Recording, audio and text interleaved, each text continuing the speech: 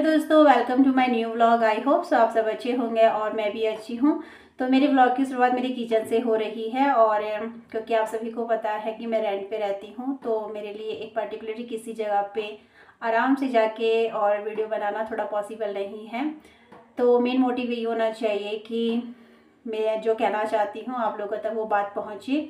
और तो आज ऐसे डिस्कस करते हैं अपने एग्ज़ाम को लेते हुए, तो आप लोगों की जो है लेक्चरर की तैयारी कैसे चल रही है, क्योंकि सभी को एक होप है कि जल्दी से उसकी भर्ती आए। और हम सब जो है जो भी एलटी में हुआ है जिनका भी एक होप थी उसमें कि हम एलटी के एग्ज़ाम में निकलेंगे, क्लियर होगा, कहीं ना कहीं एक सपना था कि चलो अब जाके जो है हम अपने एक लाइफ जो है शुरुआत हो जाएगी एक। और जो लोगों का प्रेशर होता है फैमिली का और जो हमारे रिलेटिव होते हैं वो ज़्यादा वो करते हैं कि इतनी स्टडी कर ली है तभी घर में बैठे हैं, चाहे वो बेटी को लेके बोले, चाहे बेटे के लिए बोले, चाहे बहू के लिए बोले कि सारा काम छोड़ के पढ़ाई कर रहे हैं, उसके बाद में इनका एग्ज़ाम नहीं निकल रहा है। तो बहुत सारा एक ये होता है कि माइंड में चलता रहता है कि अब किसको क्या जवाब दे।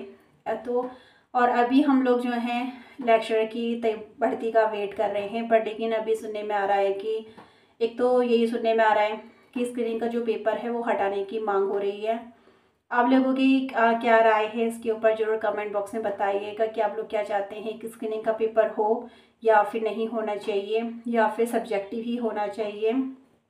तो अपनी राय ज़रूर कमेंट बॉक्स में दीजिएगा। और मैं तो ये है कि हम सभी जो हैं स्क्रीनिंग की तैयारी कर रहे हैं और आप लोग भी तैयारी कर रहे होंगे, क्योंकि जब फर्स्ट पेपर क्लियर होगा तभी हम मेन एग्ज़ाम में बैठ सकते हैं।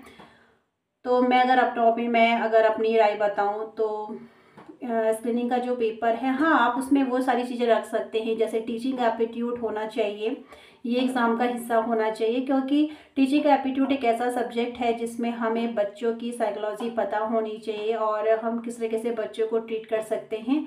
तो टीचिंग एप्टीट्यूड होना चाहिए, मैं तो यही कहूँगी, टीचिंग वाला पोर्शन ज़रूर होना चाहिए। बाकी जो ये हिस्ट्री वाला था ना, तो उससे हिस्ट्री का हम कहाँ यूज़ करेंगे। हाँ, एक टीचर को सारी नॉलेज होनी चाहिए। हाँ, आप जीके वाला पोर्शन भी डालिए, आप उत्तराखंड की जीके डालिए, आप करंट अफेयर्स डालिए, ये सारी नॉलेज एक टीचर पे होनी चाहिए। पर मेन मोटिव ये होता है कि हम अपने सब्जेक्ट में कितने विशेषज्ञ हैं, हम यही कहेंगे, हम अपने सब्जेक्ट से हमें कितना ज्ञान है। अगर आप उससे रिलेटेड एग्ज़ाम लेते हैं तो ज़्यादा अच्छा होगा, मेरे तो यही राय है। बाकी स्क्रीनिंग का पेपर अगर हटाने की मांग हो रही है तो जल्दी ही इस पर कोई फ़ैसला होना चाहिए। क्योंकि अगर हम तैयारी कर रहे हैं तो एक हमारा माइंड सेट हो कि अब हमें सिर्फ सब्जेक्ट ही पढ़ना है या फिर ये चीज़ पढ़नी है या फिर ये पढ़नी है। ऐसे में मैं खुद कंफ्यूज हो रही हूँ, क्योंकि अभी मैंने टीचिंग एप्टीट्यूड वाला क्वेश्चन पढ़ लिया है, लगभग मेरे उसके नोट्स बन चुके हैं। और अब मैं जो है उत्तराखंड की जो जीके है और उस जीके में जो ये इतने सारे मतलब मैं, क्योंकि एक साइंस साइड वाले के लिए ऐसी चीज़ें पढ़ना मैं यही कहूँगी थोड़ा डिफ़िकल्ट हो जाता है उनको पढ़ना। तो मेरे लिए भी डिफ़िकल्ट हो रही है वो चीज़ें, क्योंकि उत्तराखंड का जो इतिहास है वो बहुत ही ज़्यादा मतलब एक, अगर उसको मैं इंटरेस्टिंग वे में भी पढूँ, और कोशिश ये कर रही हूँ मैं उसे इंटरेस्ट लेके ही पढ़ रही थी ताकि मुझे बोरिंग ना लगे वो। बट लेकिन एक साइंस साइड वाले के लिए ना वो चीज़ें पढ़ना, मैं अपने अकॉर्डिंग बताऊँ तो थोड़ा डिफ़िकल्ट है वो सारी चीज़ें याद रखना। तो अभी मैं उत्तराखंड का इतिहास, मैं उस पर अपने नोट्स वगैरह बना रही हूँ। और ऐसे में सुनने में आ रहा है कि स्क्रीनिंग का पेपर जो है उसको हटाने की मांग चल रही है। तो ऐसे में मैं ही क्या, जो भी तैयारी कर रहे हैं स्क्रीनिंग की, तो सबके मन में डाउट है कि अब हम क्या करें, स्क्रीनिंग की तैयारी करें या ना करें, या फिर अपने मेन सब्जेक्ट को लेके चलें। तो मैं अपना मेन सब्जेक्ट और स्क्रीनिंग दोनों को ही तैयार कर रही हूँ। और चाहे अब मैं तो यही कहूँगी कि अगर जल्दी से जल्दी इसके ऊपर फैसला होना चाहिए, ताकि जो भी कैंडिडेट्स इसके लिए तैयारी कर रहे हैं तो उनका ये है कि माइंड क्लियर हो जाए कि हमें कौन कौन सी चीज़ें पढ़नी है। अगर एंड टाइम पे ये बोला जाता है कि सिलेबस चेंज हो गया या स्क्रीनिंग का पेपर हटा दिया गया, चाहे कुछ भी हो, तो उस समय में बहुत दिक्कत हो जाएगी सारे सिलेबस को समेटने में। क्योंकि हम अपने ये है कि रूटीन में चल रहे थे कि जब तक भर्ती आती है तब तक हमारा कुछ ना कुछ पोर्शन क्लियर हो जाए, हम तब तक के लिए प्रिपेयर हो जाएं। और किसी भी एग्ज़ाम को क्लियर करने के लिए शुरू की रणनीति बहुत ज़्यादा ज़रूरी होती है। हम उसी रणनीति को बनाते हुए चल रहे हैं, उसी सिलेबस के अकॉर्डिंग अपनी स्टडी कंटिन्यू कर रहे थे। पर लेकिन अगर एंड टाइम पे सिलेबस चेंज कर दिया जाता है या स्क्रीनिंग का पेपर हटा दिया जाता है तो हमारे लिए बहुत मुश्किल हो जाएगा फिर नए सिलेबस को कवर करना। तो मेरी तो यही गुजारिश होगी आयोग से कि जल्दी जल्दी आप इस पर फैसला लीजिए और जो भी आरक्षण वाली बात चल रही थी वो भी जल्दी से क्लियर होना चाहिए ताकि हम कैंडिडेट्स का जो रास्ता है वो साफ़ हो और एक नई डायरेक्शन मतलब एक डायरेक्शन मिल जाए कि हमें कौन से टॉपिक पढ़ने हैं और क्या पढ़ना है। क्योंकि फिर अभी डाउट्स आ गए हैं माइंड में, कहीं ऐसा ना हो कि सिलेबस चेंज हो जाए टाइम पे और कुछ भी हो सकता है। मैं यही कहूँगी कुछ भी हो सकता है, तो हम अपनी तैयारी कैसे करें, तो इसमें थोड़ा कन्फ्यूज़न है।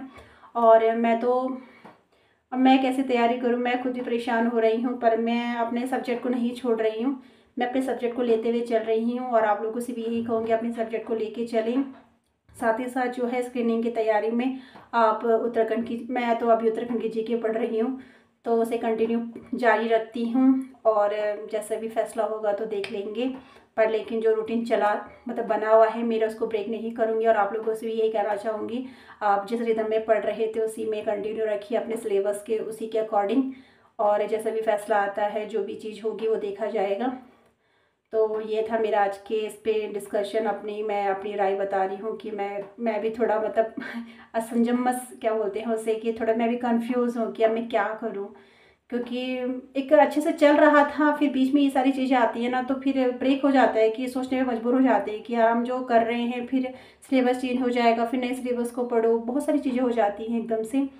तो अब देखते हैं जल्दी से जल्दी से फैसला होना चाहिए। अगर स्क्रीनिंग हट रहा है तो हटाओ और नया जो भी लाना चाहता तो जल्दी से करिए, जो भी करना है पर जल्दी ही कार्यवाही हो उन सारी चीज़ों के ऊपर ताकि जो भी कैंडिडेट्स तैयारी कर रहे हैं उनका लॉस ना हो।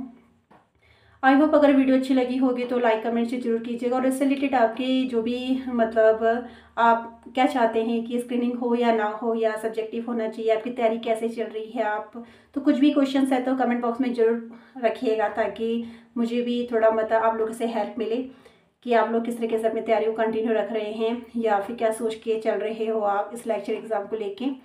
तो अगर वीडियो अच्छी लगी होगी तो ज़्यादा से ज़्यादा शेयर लाइक कमेंट जरूर कीजिएगा। तो फिर मिलते हैं नेक्स्ट वीडियो में। Bye bye to everyone.